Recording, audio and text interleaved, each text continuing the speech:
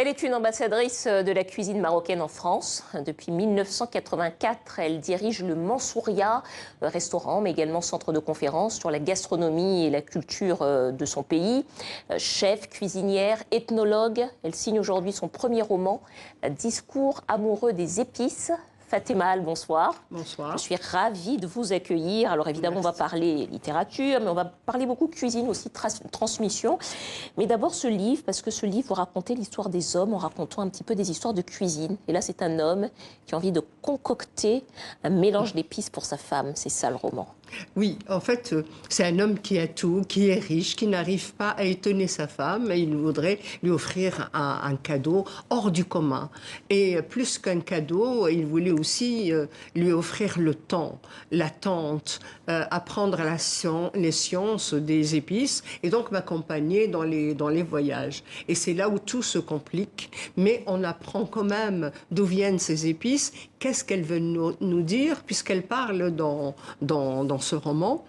Et puis, on apprend quand même que rien n'appartient à personne, beaucoup de choses viennent d'ailleurs, et que ce qui lie les gens, c'est justement cette route des épices, qui est absolument extraordinaire et qu'il faut absolument, en tout cas, non seulement prendre cette route pour arriver vers l'autre, mais aussi ça parfume un petit peu notre existence.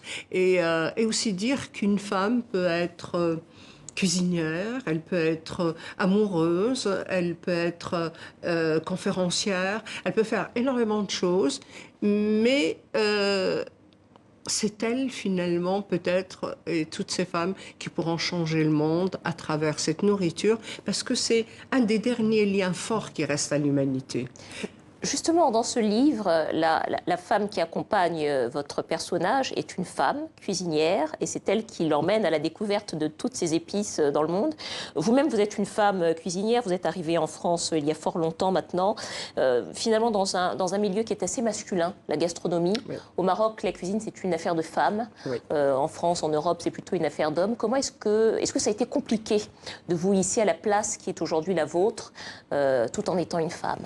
Oui, c'était très difficile, il fallait travailler 10 fois plus pour être reconnue. D'abord, femme, maghrébine, africaine, donc c'est pas toujours très facile, mais en même temps, il faudrait reconnaître qu'en France, on a quand même des possibilités. J'ai quand même eu j'ai rencontré des gens extraordinaires qui m'ont ouvert leurs portes et j'ai pu mener des recherches et aussi tenir un restaurant. Alors justement, on va parler de ces recherches parce que vous avez une particularité, c'est que vous n'êtes pas seulement cuisinière, vous êtes aussi ethnologue et qu'au fond, à travers votre cuisine, vous racontez l'histoire des hommes et des femmes, l'histoire des sociétés, les cultures. Qu'est-ce que la cuisine a à nous enseigner de nos identités ? Elle nous enseigne des choses absolument extraordinaires. D'abord, la première chose, sans l'autre, on n'est rien.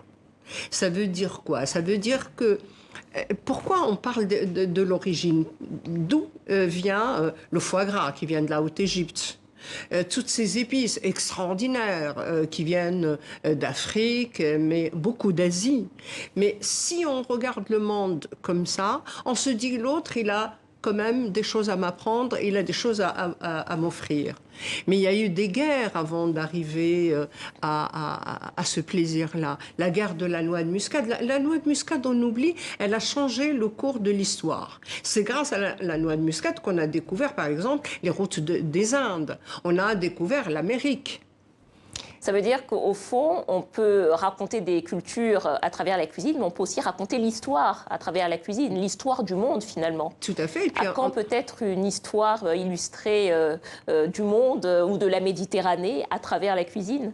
Oui, et de l'Afrique, parce qu'il y a quand même quelques épices extraordinaires. Regardez la gomme arabique. La gomme arabique qui vient d'Afrique. Moi, j'adore parce que je leur donne une personnalité et je les fais parler. Ce sont des personnages. Cette gomme arabique devient carrément militante parce qu'elle est un peu vexée puisqu'elle devient, elle est utilisée pour le Coca-Cola alors qu'avant elle était que dans le raffinement, dans la cuisine, mais maintenant elle est aussi utile dans des boissons, dans les bonbons. Mais elle dit à la fin, donc je me mets à la place de cette épice qui dit à la fin, oui mais c'est tellement utile parce que ça fait vivre quelques villages. Donc en fait c'est juste un clin d'œil un clin d'œil quand même historique, parce que je remonte jusqu'au Xe siècle. On apprend quand même qu'au Xe siècle, l'Europe était endormie. La plupart des choses et toute cette élégance et le savoir et les sciences venaient du Moyen-Orient. Et on oublie par exemple qu'au Xe siècle, il y a eu ces guerres pour la noix de muscade. Pourquoi? Tout simplement parce qu'en Europe, il y avait la peste.